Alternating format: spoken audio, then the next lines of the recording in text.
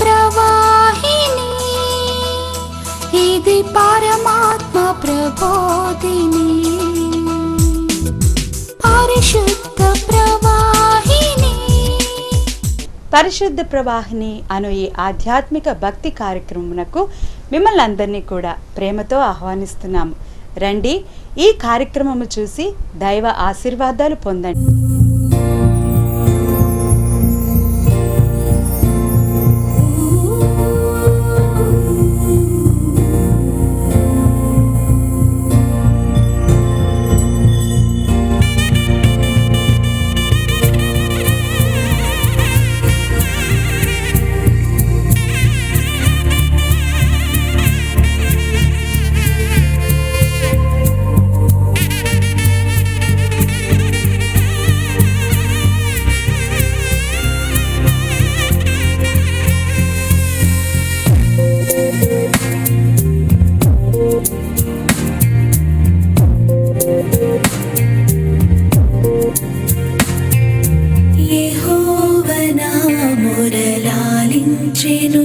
తన మహాదయను నను గణించెను.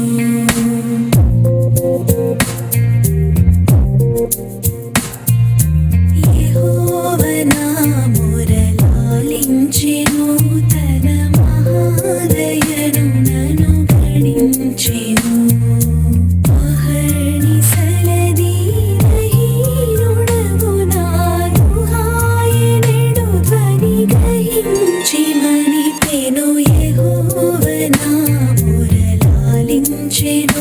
తన మహాదయను నను గణించెను.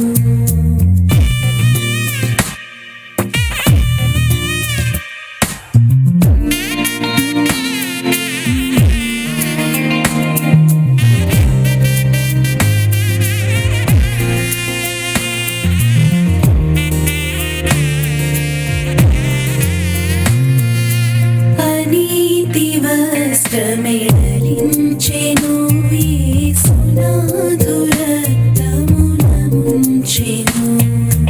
అనీతి వస్త్రమెడలించెను, యేసునాథు రక్తమున ముంచెను. వినూత్న యత్నమిదను నీయెన్నడు కనందినన్ ప్రేమ నాకు చూపెను. యెహోవా నా మొరలాలించెను, తన మహాదయను నను గణించెను.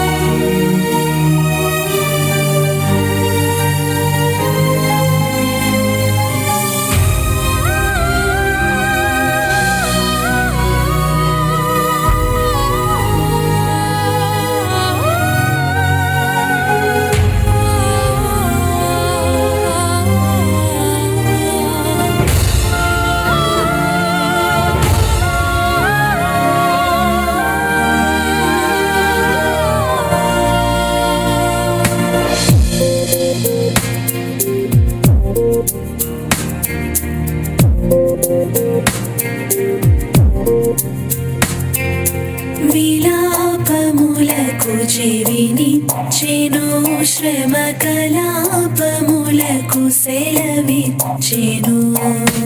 విలాపములకు చెవినిచ్చెను, శ్రమ కలాపములకు సెలవిచ్చెను.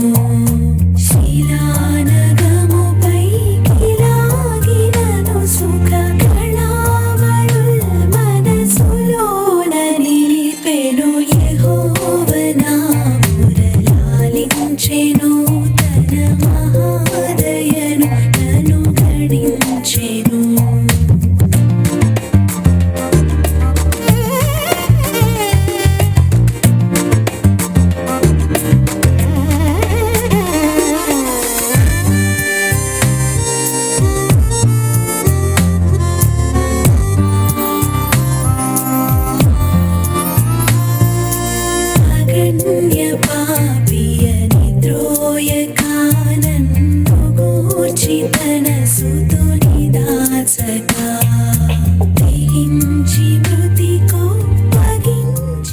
ప్రభునామ స్తోత్రములు. ప్రభునందు ప్రియమైన వాళ్ళారా, ఈ దినమున మనం దేవుని స్వరం మరొకసారి వినబోతున్నాం.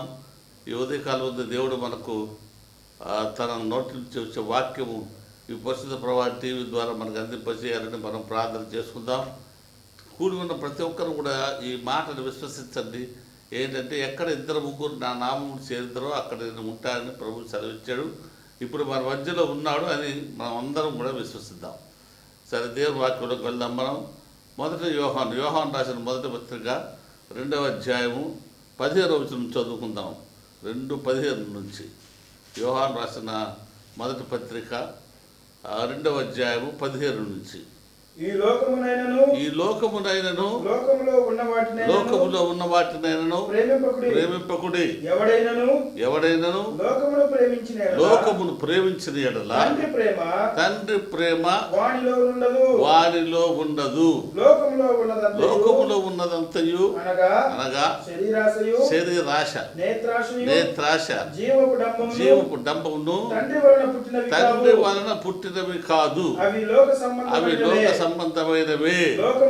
లోకమును దాని ఆశయు గతించిపోవును గాని దేవుని చిత్తమును జరిగించువాడు నిరంతరమును నిజును. చూడండి ఎట్లాగా దేవుడు తన బిడ్డల్ని ఏ విధంగా సక్సెస్ఫుల్ లైఫ్లోకి నడిపిస్తున్నాడు. మిగతా వాళ్ళందరూ పడిపోతారు కానీ దేవుని చిత్త ప్రకారం జరిగించేవాడు మాత్రం నిరంతరము నిలుచునంటే జయము పొంది నిల్చుని ఉంటాడు అని అర్థం. కాబట్టి ఈ సంగతిని గమనించండి. ఈ శరీరాశలు అనేవి మనిషిని పాపములో పడవేసేవన్నీ కూడా, ఈ శరీర సంబంధమైనవన్నీ కూడా మనము అక్రమం విషయంలో నరమాత్రుడైరి అంటాడు యెహోవా దేవుడే. నరులు ఈ తమ అక్రమము విషయంలో ఈ శారీరులందరూ కూడా నరమాత్రులయ్యారని ప్రభు చెప్తున్నాడు. కాబట్టి ఈ శరీర కార్యములు మనం చదువుకున్నాం. రోమ 5:19. ఈ 5:19లో ఉన్న 15 కార్యాలున్నవే ఇవి మనిషిని పడేస్తాయి. ఏది పట్టుకుంటే అది పడేస్తుంది అన్నమాట. భూ సంబంధమైన ఇవన్నీ కూడా అది నీకు పట్టుకుందంటే లాగేస్తుంది కదా. జిగట గల దొంగ ఊబి ఇదంతా కూడా ఈ శరీర సంబంధమైన కార్యాలన్నీ కూడా జిగట గల దొంగ ఊబి. మీరు గమనించండి. ఈ తండ్రి చాంద్ర రోగం పట్టిన కుమారుడిని తండ్రి యేసు ప్రభు దగ్గర తీసుకొచ్చి ఇది వీడికి సంభవించి ఎంతకాలం అయింది అని అడిగితే ఒక చక్కని మాట ఇస్తాడు అక్కడ. బాల్యం నుంచే, చిన్నప్పటి నుంచే, పెద్ద అయినప్పుడు కాదు, వాడిని పట్టింది బాల్యం నుంచే. నరులందరినీ కూడా అందరినీ సైతాన్ని ఎప్పుడు పడతాడంటే పెద్ద తర్వాత కాదు, బాల్యమే. సైతానికి తెలుసు మొక్కే వంగది మారే వంగదని. అందుకని వాడు ఏం చేస్తాడంటే బాల్యంలోనే వేసేస్తాడు ముందు ఆ బీజం అనేది, చెడు బీజం అనేది బాల్యంలోనే వేసేస్తాడు. ఈ శరీరం ఉందే, ఈ శరీరం పౌరు ఏమంటాడంటే ఈ శరీరమే మొదట పుట్టింది, ఈ శరీరం మొదటిది, నీ జన్మతో వచ్చేది శరీరమే, ఈ మట్టి శరీరమే. కాబట్టి ఈ మట్టి శరీర గుణాలు యాక్టివేట్ అవుతుంటాయి అన్నీ కూడా. కొన్ని ఏమో ముందు పుట్టగానే యాక్టివేట్ అవుతాయి, కొన్ని టైం వచ్చే కొద్ది, వయసు వచ్చే కొద్ది యాక్టివేట్ అవుతుంటాయి అన్నమాట. ఈ క్రియలన్నీ కూడా అన్ని శరీర కార్యాలే మనిషిని పడేసాయి. ఈ తండ్రి ఏమంటాడంటే యేసు ప్రభుత్వయ్యా బాల్యము నుంచేనయ్యా వీడికి ఇది సంభవించింది. అయితే అది వాడిని ఎక్కడ పట్టునో అక్కడ పడవేయడం, పడేస్తుంది. ఎక్కడ పడితే మన శరీరంలో మనకు ఒక సంగతి తెలుసు, మరి ఇప్పుడు చెప్తున్నారు కదా. కానీ నాలుక, ఈ నాలుక రుచులు, నాలుక మధ్య భాగంలో ఏ రుచి ఉంటుంది, ముందు భాగంలో ఏ రుచి, పక్కన ఏ రుచి అనేది సైన్స్ అని చెప్తారు. రుచి లాగుద్ది అనమాట. ఇప్పుడు చక్కెర తీసుకుని సరిగ్గా మధ్యలో పెట్టుకుంటే నీకు రుచి తెలియదు, ఆ నీరు పక్కకు వ్యాపించిందాక. కానీ చిన్నగా అంట రుచి నాలుగు చివరిని పెట్టి తెలిసిపోద్ది, ఆహా ఇది తీపి అని చెప్పి. అట్లాగా ఈ శరీరంలో ఉన్న ఈ దుష్క్రియలు ఉన్నవే అవి ఒక టైం వచ్చేటప్పటికి టకవని మళ్ళీ లోపలే ఉంటాయి, అవే బయటకు వచ్చేస్తూ ఉంటాయి. ఇవన్నీ కూడా మన నేను ఉన్నాను అంట వచ్చేస్తూ ఉంటాయి. దొంగతనం కానీ అబద్ధం కానీ ఏదైనా సరే బాల్యం నుంచే కదా. చిన్నపిల్లలు బడిలో దొంగతనాలు చేస్తారు, అది చిన్నప్పటి నుంచే, బాల్యం నుంచి వచ్చేసి దొంగతనం అనేది ఎవరు నేర్పించిన అవసరం లేదు. అట్లా అబద్ధం అనేది ఎవరు నేర్పించిన అవసరం లా. ఇంట్లో డబ్బులు ఏదో దొంగతనం చేసి ఎలా అంటే నో నాకు తెలియదు. అది ఎవరు నేర్పించారా? ఎవరు నేర్పించలేదు. అవి శరీరంలో పుట్టుకతో ఉన్న కార్యాలు కాబట్టి అవి వాటి అంతా అవే బయటకు వచ్చేస్తూ ఉంటాయి. అయితే యేసు ప్రభు స్కూల్ ఉంది, ఇది సైతాన్ స్కూల్, శరీరంది. యేసు ప్రభు కూడా స్కూల్ ఉంది అంటాడు యేసు ప్రభు. మీరు నా యొద్ద నేర్చుకునండి, మీరు నా యొద్ద నేర్చుకునండి, నేను సాత్వికుడను దీన మనసు గలవాడిని కాబట్టి మీరు నా యొద్ద నేర్చుకో. యూ షుడ్ లెర్న్ ఆఫ్ మీ. నా దగ్గర నేర్చుకోండి అంటే మనం ప్రభు దగ్గరికి పోవట్లేదు. ఈ బాల్యం నుంచే మనకు అవలంబించేటటువంటి చెడు కార్యాలు, ఇంకా జల ప్రళయం వచ్చి అయిపోయిన తర్వాత దేవుడు సంతాపడతాడు. ఏమనంటే నరుల హృదయాలోచనలు బాల్యము నుంచే చెడ్డవి. ఈ నరులు అనే వాళ్ళు ఉన్నారే, వాళ్ళ హృదయంలోని ఆలోచనలంతా కూడా బాల్యము నుంచే చెడ్డవి, చెడ్డ గుణాలు కలిపిన వాళ్ళము. ఈ చెడ్డ గుణాలు కలిగి ఉన్న మనము, ఈ సంగతి గమనించండి, చెడ్డ గుణాలు కలిగిన మనము పాపుడు అన్నమాట. ఈ చెడ్డ గుణాలు ఏమిటాయి? చెడ్డ గుణాలు అంటే ప్రతి చెడ్డ గుణం కూడా పాపమే. ఈ పాపం, ఈ దొంగతనం ఉందనుకోండి, ఈ దొంగతనం అనే ఈ చెడ్డ గుణం, ఈ పిశాచి అది పట్టుకుందంటే దాంట్లోనే పొందిస్తూ ఉంటుంది. పెద్దోడు ఏదో కానీ పొందిస్తూనే ఉంటుంది. అట్లా ఏ దుర్వ్యసనమైనా సరే పట్టుకుంటే దాంట్లో నిన్ను పొందిస్తూ ఉంటుంది. తాగుడు పట్టుకుందనుకో, తాగుడైతే ఇక పొందిస్తూ ఉంటుంది, ఆ మత్తులో నిన్ను పొందిచ్చేస్తూ ఉంటుంది. కాబట్టి ఇది నరుడు ఈ విధంగా పుట్టుకతోనే వారికి బాల్యం నుంచే ఈ చెడు కార్యాలు వస్తాయి. ఎందుకంటే వాడు శరీరంతో పుట్టున్నాడు కాబట్టి, శరీర సంబంధమైన కార్యాలన్నీ కూడా. అయితే ఆత్మ సంబంధమైన తర్వాత అంటాడు పౌలు, తర్వాత నీ విశ్వాసంతో పాటు ఆత్మ సంబంధమైనది నీకు వస్తుంది. అప్పుడు ఈ ఆత్మ శరీరాన్ని జయించేస్తుంది. ఆత్మలో నువ్వు బలంగా ఉంటే ఈ శరీరాన్ని జయించడం పెద్ద కష్టం కాదు. అయితే నువ్వు ఆత్మలో కనుక బలవంతుడుగా ఉండకపోతే సైతాను ఊరకు నిన్ను మింగేసి ఆట ఆడిస్తాడు, అంతే. ఆట ఆడిస్తాడు సైతాను. అందుకే మనకు చేత కాదు అనుకుంటాం, పవిత్రంగా జీవించడం మనకు చేత కాదు అనుకుంటాం. అవును, చేత కాదు, అంతే. ఏ మానవుడు కూడా ఈ విధంగా యేసుక్రీస్తు చెప్పిన బోధనల ప్రకారం నడుచుకోలేడు. అయితే ఎవడయ్యా అంటే ఒకడు ఉన్నాడు, ఆయనే యేసుప్రభు. యేసుప్రభువే ఈ పాపక్రియలు లేకుండా జీవించగలిగేవాడు. ఆ విధంగా జీవించాడు. కాబట్టి we should have Jesus Christ in our life. మన జీవితంలో కనుక యేసు ప్రభువును మనం కలిగి ఉంటే, పౌలు కలిగి ఉన్నట్లుగా ఇక నేను జీవించేవాడు నేను కాదు, క్రీస్తు నాలో జీవిస్తున్నాడని. అంతకుముందు హింసకుండి దూషకుండి ఎట్లా ఉన్నానో అటువంటి వాడు చచ్చాడు. ఆ పౌలు చనిపోయాడు. ఇప్పుడు పౌలు కాదు జీవించేది, యేసు నా యందు జీవిస్తున్నాడు అన్నాడు. కాబట్టి పౌలు చేసిన కార్యాలన్నీ కూడా ఏ విధంగా చేయగలిగాడంటే యేసుక్రీస్తు ఉన్నాడు కాబట్టి, యేసుక్రీస్తే పౌలులో జీవిస్తున్నాడు కాబట్టి పౌలు కార్యాలు చేయగలిగాడు. అట్లాగే మనలో కనుక ప్రభువు జీవిస్తుంటే ప్రభువు మనల్ని ఆత్మతోటి ఈ శరీరాన్ని తొక్కివేసే విధంగా దేవుడు మనలో బలమైన కార్యాలు చేయిస్తాడు ప్రియమైన వాళ్ళరా. కాబట్టి శరీరాశ చదవండి ఆ భాగం అంతా. 1 యోహాను 2వ అధ్యాయము అక్కడ 15వ వచనంలో చదవండి. ఈ లోకమునైనను లోకములో ఉన్న వాటినైనను ప్రేమింపకండి. Don't love not the world. ఈ పాప సంబంధమైన దీన్ని ప్రేమించబాకండి అని ప్రభువు చెప్తే మనం ఏదైతే ప్రభువు చెప్పారో దాన్ని చేయం, చెప్పని దాన్ని చేస్తూ ఉంటాం మనం ఎప్పుడు కూడా అంతే. కాబట్టి ఈ పాపాలు ఉన్నవి ఇవన్నీ ఈ జిగట గల దొంగ ఊపిలోకి లాక్కుపోతుంటాయి. అది మనకు మంచి సాక్ష్యం. ఆ కుర్రవాడిని అంటారు, తండ్రి ఏమంటాడంటే వాడిని ఎక్కడ పట్టును అక్కడ పడవేస్తుంది, పడిపోతాను అంతే. నిలబెట్టే జీవితం కాదు. సైతానికి పట్టుకున్నామని కింద పడేస్తుంది, అదే వాడి పని. కింద పడేసి దొర్లిస్తూ ఉంటుంది. ఎవరంటే మీరు గమనించండి, ఈ దుష్క్రియ చేసే వాళ్ళందరూ దాంతో పొరలాడుతుంటారు. వ్యభిచారం అనేది దాంట్లో పొరలాడుతుంటారు అంతే. సిగ్గు శరవు ఏమి ఉండదు అసలు. బిడ్డలు తల్లులు అటువంటి వేదాలు ఏమి ఉండవు. అదే అదొక మత్తులో ఉండిపోతాడు అంతే. అట్లా త్రాగుడు కూడా అంతే. త్రాగుడు కూడా వాడికి ఎవరి గురించి పట్టించుకోరు. అది వాళ్ళకి ఈ కుటుంబ సభ్యుల గురించిన బాధ్యత వాళ్ళు వదిలిపెట్టేస్తారు. ఇది పాపం అనేది వాడిని జుట్టు పట్టుకుని ఈడ్చుకుపోద్ది.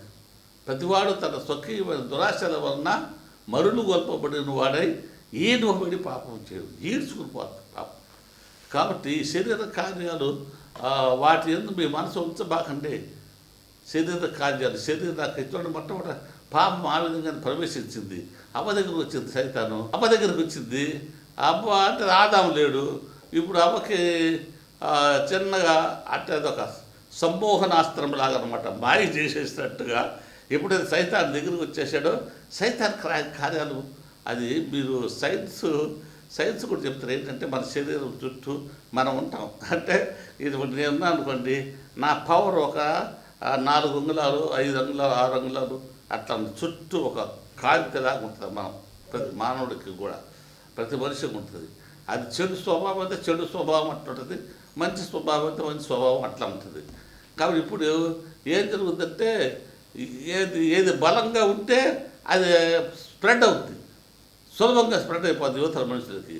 దుష్ట సాంగత్యం అనుకోండి, దుష్టులతో సహవాసం చేస్తే నీలో కనుక ఆత్మ బలంగా ఉంటే దుష్ట సహవాసం నీవు చేయలేదు, నీ ఆత్మ బలంగా ఉంది కాబట్టి. అయితే దుష్టుని యొక్క ఆత్మ బలంగా ఉంటే నీలో ఆత్మ మంచి ఆత్మ యొక్క బలం లేకుండా ఉంటే ఆ దుష్టుని యొక్క ఆత్మ ఆ చెడు గుణాలు నీలో ప్రవేశిస్తాయి. అందుకే దుష్ట సాంగత్యము మంచి నడవడికను చెరుపును. కాబట్టి అందుకే దుష్టులు దూరంగా ఉండమంటారు. మనుషులు గ్రహించలేరు కానీ అది యథార్థం చెప్పేది, గమనించండి. కాబట్టి ఎక్కడ ఎవడు ఈ సైతాన్ అనేవాడు ఎవరిలో ఉంటే పక్కన లోపలికి వెళ్ళిపోతాడు, వెళ్ళిపోయి వాడిని కూడా పడేస్తాడు అనమాట. వాడిని కూడా పడేస్తాడు. అట్లా ప్రతి ఒక్కరిలో కూడా ఎవరి మీద పనిచేస్తే ఇప్పుడు సైతం ఒక దయ్యం తాగుబోతున్నాడు అనుకోండి, అది తాగుబోతూ ఒక అంటే విశ్వాసి దగ్గరికి వెళ్తే, మంచి విశ్వాసి దగ్గరికి వెళ్ళాడు అనుకోండి, వెళ్తే ఈ విశ్వాసిని వాడు ఏమి చేయలేడు, ఆ దుష్టుడు ఏమి చేయలేడు. ఎందుకంటే ఆత్మ బలంగా ఉంది కాబట్టి. ఇతర ఆత్మ బలహీనంగా ఉంటే మాత్రం దుష్టుడు ప్రవేశిస్తాడు లోపలికి. కాబట్టి మనం జాగ్రత్తగా ఉండాలి ప్రతి విషయంలో కూడా. ఇప్పుడు అట్లాగా ఇప్పుడు మన అవ్వ దగ్గరికి వచ్చినప్పుడు అవ్వ మరి ఏ స్థితిలో ఉందో మనకు తెలియదు కానీ, అంటే ఇటువంటి శరీర పరిస్థితి ఏ విధంగా ఉందో, అంటే ఆకలిగా ఉందా, కోపంగా ఉందా, ఎట్లా ఉందో మనకు తెలియదు. అటువంటి టైంలో సైతానికి తెలుసు అనుకూల సమయం ఏదో, ఏ సమయంలో వెళ్తే ఏ పాపం చేయవచ్చునో సైతానికి తెలుసు. అనుకూల సమయం ఈ పాపం పడటానికి అనుకూల సమయం. ఇప్పుడే మనం అనుకుందాం అనుకూల సమయం ఏంటంటే అవ్వ ఒంటరిగా ఉండవచ్చు, ఆ తర్వాత అది ఆహారం తినే వేళ అయి ఉండొచ్చు, ఏదో అట్లా ఇది పాపములకు అనుకూలంగా ఉండి ఉంటుంది. ఇప్పుడు సైతాను వచ్చి అవ్వతో చిన్నగా చెడు అబద్ధం అనేది చిన్నగా తన చెవుల్లో ఊదాడు. ఏమవుద్దని ఊదాడంటే, అమ్మాయి నువ్వు కనుక ఆ పండు కనుక తింటే ఆ పండు చాలా మంచిది, తినటానికి యోగ్యంగా ఉండేది. ఈ పండు రమ్యమైన పండు, ఆ దేవుడు అబద్ధం చెప్పాడు, నువ్వు ప్రకాశిస్తావు, మంచి చెడ్డలు తిరిగేటువంటి వ్యక్తి అయిపోతావు, కాబట్టి నువ్వు తిను, నువ్వు దేవత అయిపోతావు అన్నాడు. దేవత అంటే ఇంకెంత అందంగా ఉంటుంది అనుకుందేమో అవ్వ, దేవత అయిపోతావు. ఎందుకంటే అక్క మనుషుల కంటే అందమైన జీవి ప్రపంచంలో ఎక్కడ లేదు, దేవుడు తన స్వరూపంలో చేశాడు కాబట్టి. అయితే అవ్వ ఇంకా ఆశపడింది, ఏదంటే ఇంకా పెద్దగా అందగత్తె అయిపోతాను కావాలి నేను అని ఆ పండు తినేసింది.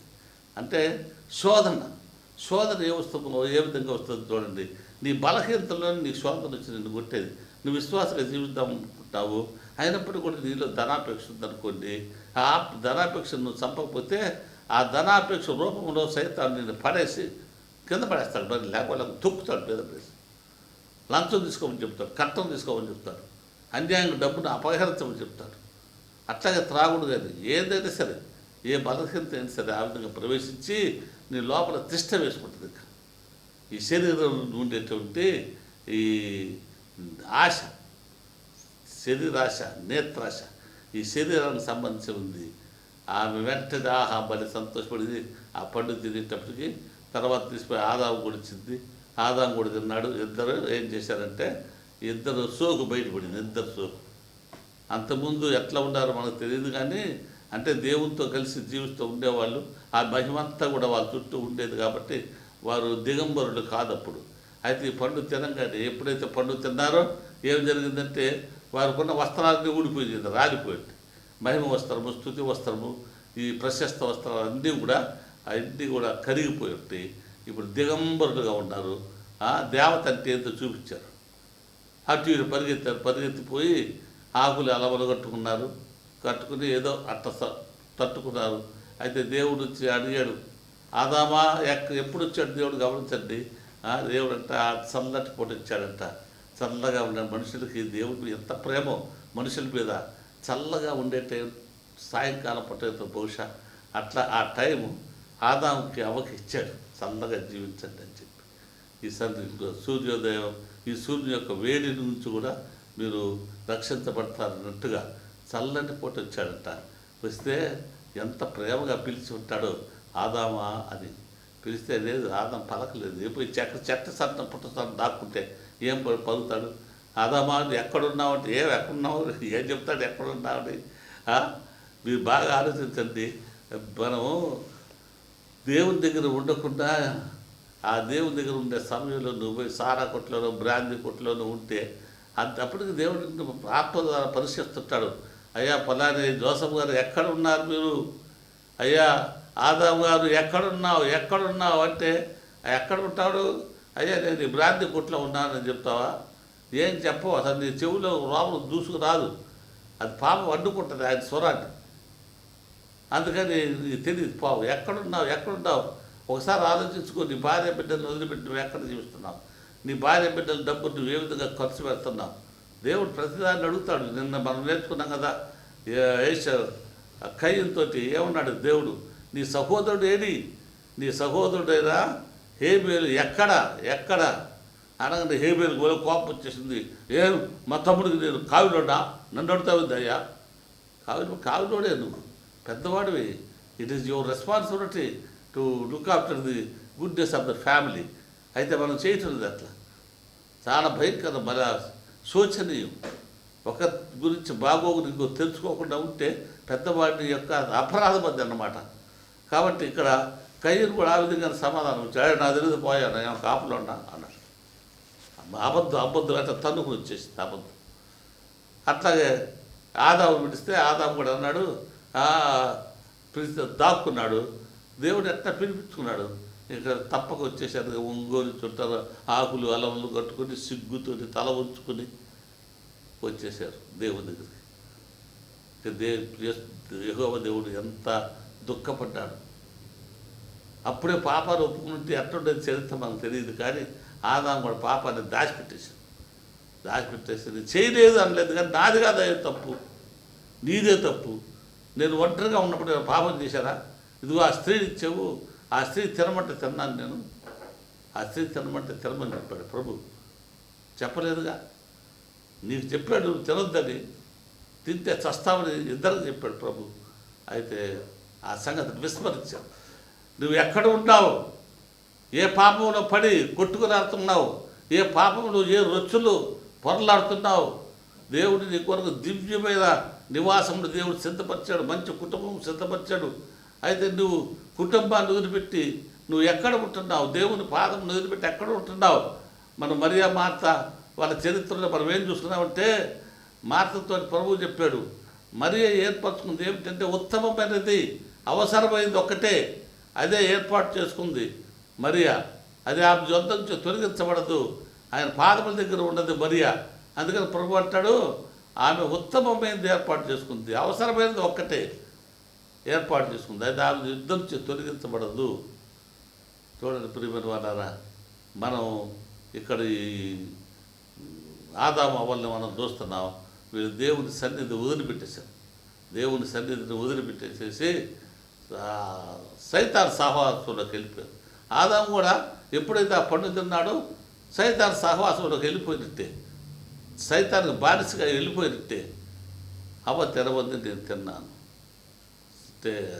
దాచిపెట్టేస్తాం. మనం ఇక్కడ ఇస్సాకు ఫ్యామిలీ గురించి చూద్దాం. ఇస్సాకు ఫ్యామిలీ కూడా ఏ విధంగా, ఇస్సాకు ఫ్యామిలీలో ఉన్నటువంటి పెద్ద కుమారుడు జ్యేష్ఠుడు ఏశావు తిండి కొరకు ఏ విధంగా పాపంలో పడిపోయాడో చూడండి. తన జ్యేష్ఠత్వాన్ని అమ్మేసుకున్నాడు. అంటే తిండి మనుషుల్ని ఏ విధంగా లాగేస్తుందో పాపంలోకి చూడండి. ఈ తిండి కొరకు మనుషులు చాలా భయంకరమైన పనులు చేస్తుంటారు. మనకు ఆకలిగా ఉన్న వాళ్ళని గమనించండి. ఆకలిగా ఉన్న వాళ్ళు ఏ పనైనా చేస్తారు తిండి కొరకు. ఆకలి లేని వాళ్ళకి అది అర్థం కాదు, కానీ ఆకలిగా ఉన్నవాళ్ళు ఏ పనైనా చేస్తారు. అంటే చాలామంది మనం ఇప్పుడు నిజ జీవితంలో కూడా చూస్తున్నాం ఆ విధంగా. ఇప్పుడు ఇక్కడ ఏం జరిగిందంటే, ఏశావు మంచి దృఢకాయుడు, బాగా కష్టజీవి. యాకోబు ఏమో తల్లి దగ్గర ఉండేవాడు, తల్లి చాటు బిడ్డ, ఇంటికాడు ఉండేవాడు. ఏశావు అక్కడ వేటాడి మృగాలు తెచ్చుకుని కాల్చుకుని తినేవాడు. ఆ విధంగా ఉంటే ఏం జరిగిందంటే ఒకరోజు ఇతనికి ఏమీ దొరకలేదు, ఏసావుకి వేటకి ఏమీ దొరకలేదు. ఇంటికాడికి వచ్చేటప్పటికి ఈ యాకోబు ఏం చేస్తాడంటే ఈ కలగూర వంటకం ఏదో వండుతున్నాడు, ఎర్రగా అట్రాక్టివ్గా ఉండే కూర ఒకటి వండుతున్నాడు. మంచి వాసన కూడా వస్తుందేమో. ఏసావు ఆకలికి తట్టుకోలేకపోయాడు, ఆ వాసనకి ఆకలి అవుతూ ఉంటుంది అన్నాడు. కొద్ది ఆహారం పెట్టమంటే యాకోబు, నీ జ్యేష్ఠత్వం నాకు ఇస్తే నేను నీకు పెడతానంటే జ్యేష్ఠత్వం యొక్క విలువ తెలుసుకోలేదు. తన తిండేం ఎక్కువ అనుకున్నాడు, వాల్యూ వెళ్దనుకుంటాడు. ఏమనుకున్నా అంటే ఇక నేను చచ్చిపోతాను కదా, లేకపోతే ఈ తిండి ఉంటే ఏమి రాక, ఈ జ్యేష్ఠత్వం ఉంటే ఏమి లేకపోతే ఏమి, కాబట్టి ఇచ్చేస్తాను, నా జ్యేష్ఠత్వం నీకు ఇచ్చేస్తాను అని ఇచ్చేశాడు. చాలా విచారం గమనించండి. ఏదో చిన్న క్రియలాగా ఉంది కానీ దాన్ని ఫిబ్రవరి మాసం పత్రికలో ఎట్లా రాస్తారంటే ఒక పూట కూటి కొరకు, బాగా గమనించండి, ఒక పూట కూటి కొరకు తన జ్యేష్ఠత్వంను అమ్మి వేసుకున్న ఏశావు వంటి భ్రష్టుడేను వ్యభిచారేను మీలో ఉండకుండా చూసుకుంటాట. ఇతను భ్రష్టుడు అంటే ఇటువంటి లక్షణాలు గల వాళ్ళే ఈ విధంగా అన్నీ పోగొట్టుకుంటూ ఉంటారు. తాగుబోతున్నాం అనుకోండి, ఆస్తులంతా ఈ తాగుడు కొరకు పాడు చేసుకుంటూ ఉంటారు, జోదం కొరకు పాడు చేసుకుంటూ ఉంటారు, కుటుంబాలను పాడు చేసుకుంటూ ఉంటారు. అట్లాంటి వాళ్ళు ఉంటారని మీలో జాగ్రత్త అంటాడు. ఈ పాపం పడిపోవటానికి ఈ విధంగా శోధనలు పడిపోబకండి, ఈ పాపం ఈ విధంగా రొచ్చులకు లాగుద్ది మిమ్మల్ని, కాబట్టి జాగ్రత్తగా ఉండండి హెచ్చరిస్తాడు ముందుగానే. మనకు ఇవి గుర్తుకు రావటం లేదు కానీ ప్రేమిన వాళ్ళరా చాలా ఆ విధంగా చేశాడు. మీరు గమనించండి, రాజు అంటే మన దావీదు మనకు అందరికీ తెలుసు కదా. దావీదు ఎంత గొప్ప రాజు, బాల్యం నుంచి దేవుని స్థుతిలోను ప్రార్థనలోను పెరిగినవాడు. అటువంటి దావీదు ఒక స్త్రీ స్నానం చేస్తుంటే చూసి అట్రాక్ట్ అయిపోయాడు, శోధనలో పడిపోయాడు, పాపంలో పడిపోయాడు, నిగ్రహించుకోలేకపోయాడు. అతను అటువంటి అందగత్తె నా దగ్గర ఉండాలి కావాలి అని అనుకుని ఆమెను పిలిపించేశాడు, ఆమెతో పాపం చేశాడు. చాలా భయంకరమైన ఆలోచించాడు ప్రియమైన వల్ల. దాంట్లో పడిపోయాడు, బయటికి రాలేకపోయాడు. అంతే సైతాన్ని ఒకసారి నువ్వు కనుక పడిపోతే ఇక నేను లాక్ చేసేస్తుంది అనమాట, బయటికి పోకుండా సాలి పురుగులాగా చుట్టూ అల్లేస్తుంది నీకు. దానివల్ల ఇంకో పాపం చేసుకుంటా ఉంటాడు. ఈ విధంగా సైతాను భలే శోధనలో పడేస్తుంటాడు మనల్ని. స్త్రీ వల్ల కానీ, ఆహారం వల్ల కానీ, డబ్బు వల్ల. చూడండి, ఆకారం అనేవాడిని వాడిని ఎట్ట శోధించిందో. బంగారం కమ్మి రూపంలో కనబడింది, ప్రశస్త వస్త్రం రూపంలో కనబడింది. మిగతా వాళ్ళు కూడా కొన్ని చూస్తుంటారు కానీ వాళ్ళు దాన్ని లోపడలేదు. ఆకారం మాత్రం వెంటనే అవి దాచిపెట్టుకున్నాడు. అందువల్ల 36 మంది చనిపోయారు యుద్ధంలో. ఇశ్రాయేల్ ఓటమి వచ్చింది. అంత మాత్రమే కాకుండా తాను తన కుటుంబీకులందరూ కూడా భూమిలో పాతిపెట్టబడ్డారు. ఎంత భయంకరంగా ఉంది. శోధన వచ్చేసింది, జాగ్రత్త. ఈ శోధన ఏమైందిలే, చిన్నది అనుకుంటున్నావేమో, దాచిపెట్టుకుంటున్నావేమో. నీ కుటుంబాన్నే కాదు, కుటుంబము నీ బంధువులు మిత్రులకి ఆ రోగాలంతా సాగిపోతాయి. కాబట్టి జాగ్రత్తగా ఉండండి ప్రియమైన వాళ్ళారా. శోధనలో పడటం చాలా భయంకరం. అందుకే యేసు ప్రభు ప్రార్థన నేర్పించాడు, మమ్మల్ని శోధనలోనికి తేగ కీడు నుంచి తప్పించండి. ఈ ప్రార్థన ప్రతి ఉదయం మనం చేసుకుని దేవుని ఆశీర్వాదాలు పొందుతాం. ప్రార్థన. దయగల తండ్రి, నీ పాదములు స్తోత్రం. కనికరించి మాలో ఉన్న సమస్తమైన అజ్ఞానం తొలగించి పాపములు పడకుండా శోధన నుంచి ఈ శోధన నుంచి మమ్మల్ని తప్పించండి తండ్రి. మమ్మల్ని బలవంతులుగా చేయండి, ధైర్యవంతులుగా చేయండి నాయన. ఈ పరిశుద్ధ ప్రవాహిని కార్యక్రమం దీవించి బలపరచుకొని వేస్తామడుతున్నాం.